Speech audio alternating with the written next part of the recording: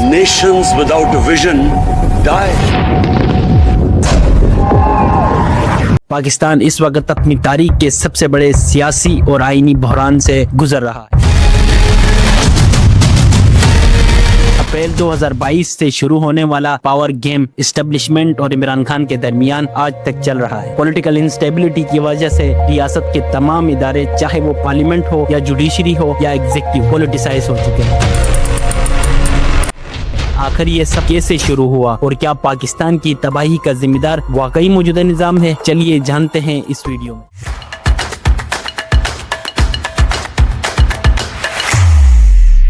कहानी शुरू होती है 10 अप्रैल 2022 को, जब पाकिस्तान की तारीख में पहली बार किसी वजीर आज़म को वोट ऑफ नो कॉन्फिडेंस के जरिए कुर्सी से हटाया गया। The resolution for vote of no confidence against Mr. Imran Khan, the Prime Minister of Islamic Republic of Pakistan, has been passed. Voted out by a majority, Imran Khan has become the first Prime Minister of Pakistan to be ousted by a no confidence motion. Imran Khan ने इसे एक foreign conspiracy का नाम दिया। एक बाहर से plan किया हुआ नो कॉन्फिडेंस मोशन जिसके पीछे एक फॉरेन एजेंडा था। इमरान खान को पावर से निकालना एस्टेब्लिशमेंट की पॉलिटिकल इन्वॉल्वमेंट के बगैर हो भी नहीं सकता था। As per reports, in Pakistan, the military is plotting to remove Prime Minister Imran Khan from his post. This comes after tensions between the PTI government and Pakistani army, fueled by the appointment of a new chief for the country's spy agency ISI. Political involvement ने मुल्क को दो हिस्सों में तकसीम कर दिया। एक तरफ पाकिस्तान डेमोक्रेटिक मूवमेंट की कोलिशन गवर्नमेंट थी और दूसरी तरफ इमरान खान की बढ़ती हुई पॉपुलैरिटी।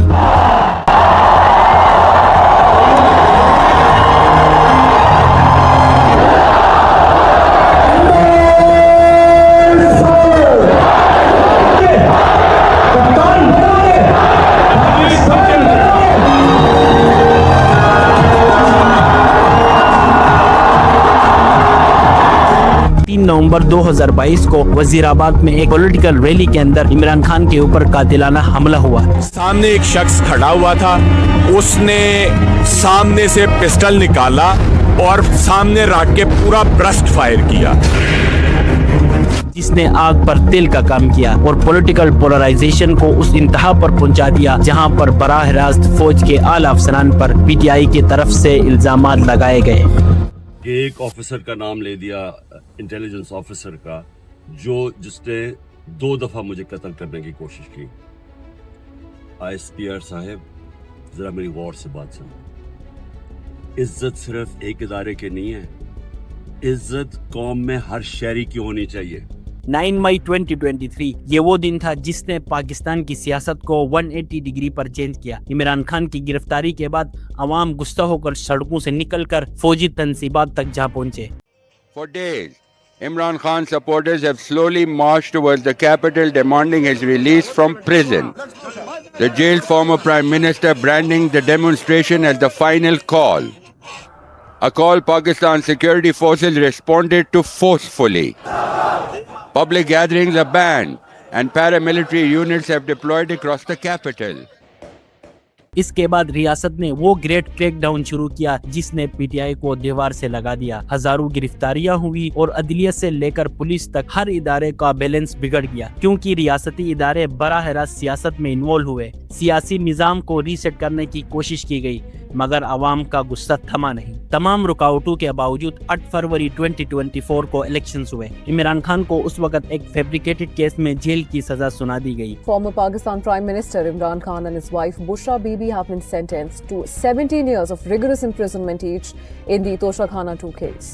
फिर सुप्रीम कोर्ट ने अपने फैसले के जरिए पीटीआई से बेट का सिंबल भी छीन लिया। सुप्रीम कोर्ट की जो डिसीजन है, जिसने हमसे बल्ला ले लिया, उससे 25 करोड़ अवाम की बुनियादी हकूक मुतासिर हुए हैं। लेकिन रिजल्ट ने सबको हैरान कर दिया। पीटीआई बेस्ड कैंडिडेट्स ने 93 सीट्स जीते हैं, पीपल्स पार्टी ने 75 और पाकिस्तान मुस्लिम लीग ने 54 सीट्स जीते। मगर फॉर्म 45 और 47 के तनाज़े ने इलेक्शन कमीशन की रेपुटेशन को खाक में मिला दिया। 2024 के इलेक्शन में धांधली का एक मुख्तलिफ और नया तरीका अपनाया गया, जिसके जरिए हारे हुए मनपसंद उम्मीदवारों को कामयाब बनाने के लिए पुराने तरीके के बजाय फॉर्म 47 का सहारा लिया गया। इल्जाम लगा कि धांधली के जरिए एक बार शहबाज शरीफ को दोबारा प्राइम मिनिस्टर बनाया गया। इस तरह से एक ऐसी गवर्नमेंट वजूद में आई जिसे पॉलिटिकल एक्सपर्ट्स हाइब्रिड रिजीम का नाम दे रहे हैं, यानी वो गवर्नमेंट जो अवाम के वोट से नहीं बल्कि एस्टेब्लिशमेंट के सहारे खड़ी है। और अपनी पावर को लीगर कवर देने के लिए शहबाज शरीफ लेड गवर्नमेंट ने 2 बड़ी कॉन्स्टिट्यूशनल अमेंडमेंट्स पास करवा दिए। 26 अमेंडमेंट के तहत चीफ जस्टिस का इंतखाब का तरीके को बदल दिया गया ताकि सुप्रीम कोर्ट में अपने लोगों को भर्ती किया जा सके।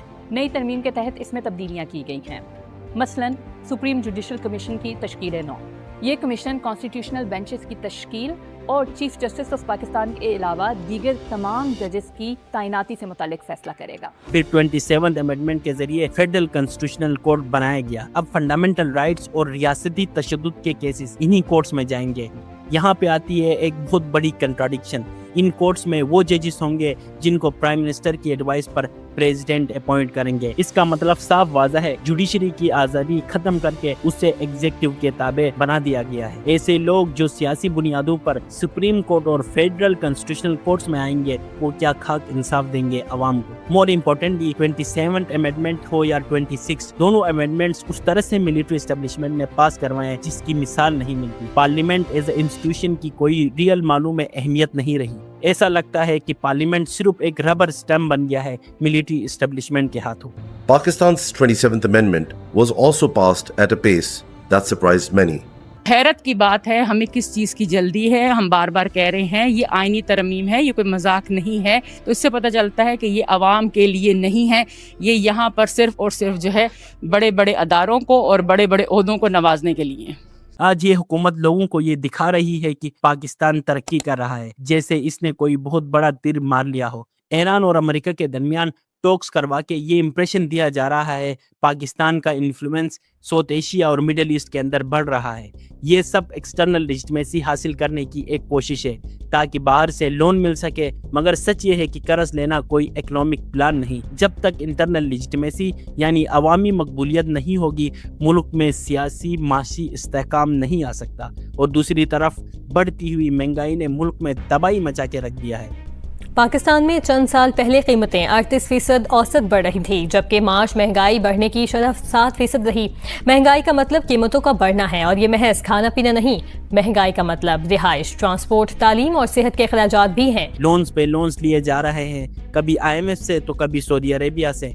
मुल्क का कर्ज में इजाफा होता जा रहा है। In just 15 months, Pakistan's per capita debt, which is the amount of debt a country owes per citizen, increased by 50,000 rupees. That's a 28% increase between June 2021 and September 2022. Awam taxes दे दे के थक गए हैं। न कोई हेल्थ फैसिलिटी लोगों को available है, न कोई एजुकेशन, और न ही कोई वुमेन एम्पावरमेंट है इस कंट्री के अंदर, और न ही कोई रूल ऑफ लॉ। ये सब चीजें पॉलिटिकल इंस्टेबिलिटी का नतीजा है।